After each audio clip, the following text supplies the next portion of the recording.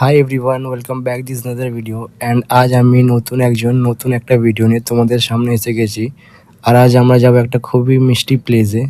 তো যেমন কি দেখতে পাচ্ছেন আমি পুরো রেডি হয়ে গেছি, আর আমায় কেমন লাগছে একটু প্লিজ কমেন্ট করবেন।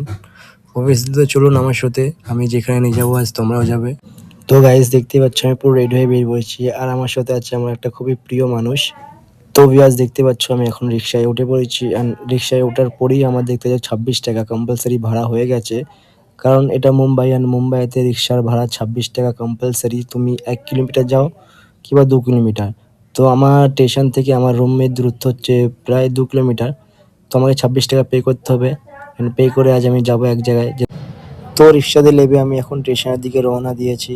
অ্যান্ড তোমরা দেখতেই পাচ্ছ স্টেশনটা আমি যেখানে লেবেছি সেখান থেকে একটুখানি দূরত্বে আছে। আর এটা হচ্ছে মুম্বাই স্যান্টাক্রুজ বাস স্ট্যান্ড, অ্যান্ড এখান দিয়ে বাস যায়। অ্যান্ড এর পেছনে যে স্টেশনটা, তো গাইজ দেখতে পাচ্ছ স্যান্টাক্রুজ স্টেশন, অ্যান্ড স্যান্টাক্রুজ স্টেশনের এই দিকটা হচ্ছে তোমার টিকিট কাউন্টার। তো আমি আগে টিকিট নেব, তারপরে যাব। তো টিকিট আমাদের নেওয়া হয়ে গেছে, দেখতে পাচ্ছেন দুটো টিকিট নিয়েছি, স্যান্টাক্রুজ অ্যান্ড চার্চগেট রিটার্ন। আজকে আমি যাচ্ছি চার্চগেটে। তো যারা যারা মুম্বাই থাকে তাদেরকে আর বলতে লাগবে না যে চার্চগেটে কী আছে। তো গাইস এখন দেখতে পাচ্ছ স্যান্টাক্রুজ স্টেশন, অ্যান্ড আমাদের ট্রেনও চলে এসেছে।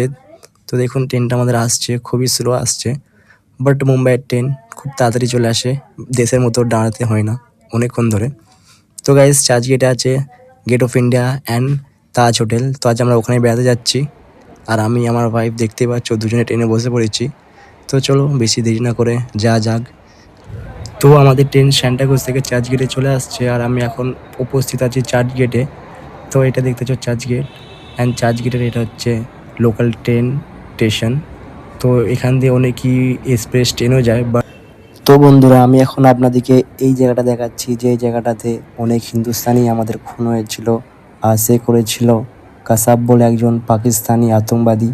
আর এটা হচ্ছে সেই জায়গা যেখানে 26/11 অ্যাটাক হয়েছিল, আর এখান দিয়েই শুরু হয়েছিল। তো 11 বছর আগের কথা কিন্তু ভাবলে এখনও খারাপ লাগে। তো ছাড়ো এইসব কথা।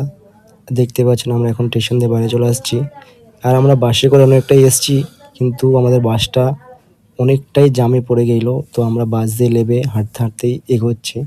তো বেশিক্ষণ না, আর মিনিট 5 গেলেই আমরা কিন্তু পৌঁছে যাবো gate of India and Taj hotel. তো ভিউয়ার্স একটা খুবই মনের কথা জানানোর ছিল। তো নতুন ব্লগ করছি, আর এটা আমার বাংলার ফার্স্ট ব্লগ। তো অনেক আশা নিয়ে ইউটিউবে এসেছি, একটু সাপোর্ট দেখিও, আর একটু ভালোবাসা নিশ্চয়ই দিও। অ্যান্ড আমরা এসে গেছি তাজ হোটেলের কাছাকাছি, আর বেশিক্ষণ না, মিনিট 2 হাঁটলেই পৌঁছে যাবো তাজ হোটেলের সামনে। তো গাইস অনেক আশা নিয়ে ব্লগ করছি।